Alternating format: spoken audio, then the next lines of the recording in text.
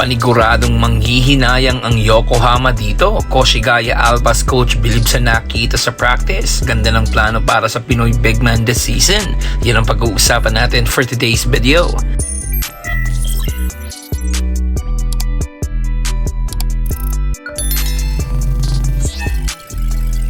Medyo matagal-tagal pa naman ang simula ng panibagong season ng Japan B-League pero in full swing na halos ang mga teams sa paghahanda para dito. Karamihan kasi ng mga imports ay nagsisibalikan na rin sa Japan matapos ang ilang buwan na pagbabakasyon.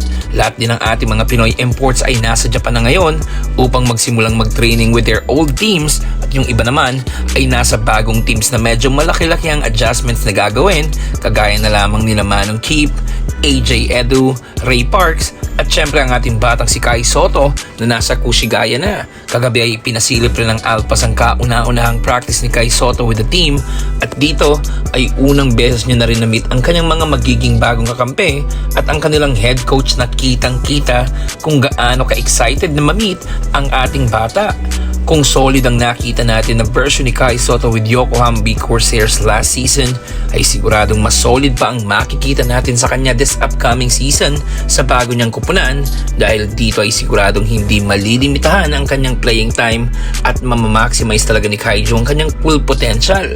For sure ay malaking panghihinayang mararamdaman ng Yokohama dahil hindi nila nakip ang 7'3" Pinoy Pegman.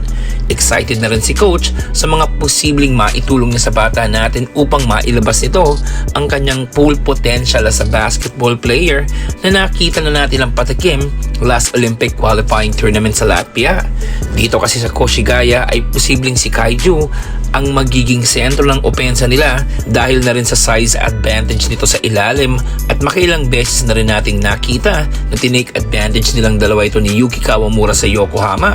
This time ay may mga makakasama si Kai ng mga big man sa team na ilang beses niya na rin nakatapat from previous seasons. Kaya for sure ay may mga makakatulong na si Kai pagdating sa rebounding at makakapag-focus ito more on sa defense at opensa niya.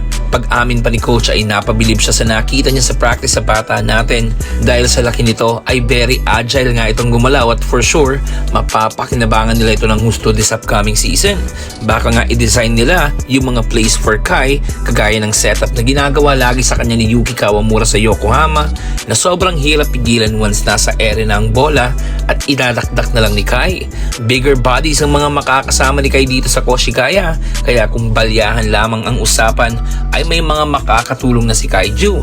Kaya isa rin siguro sa dahilan kung bakit itong Koshigaya Alpas ang napili ng kampo ni Kai na paglaro nito this season dahil na rin sa ganda ng plano ng team na gawing franchise player si Kai sa kanilang first season sa B1 division ng Japan B-League.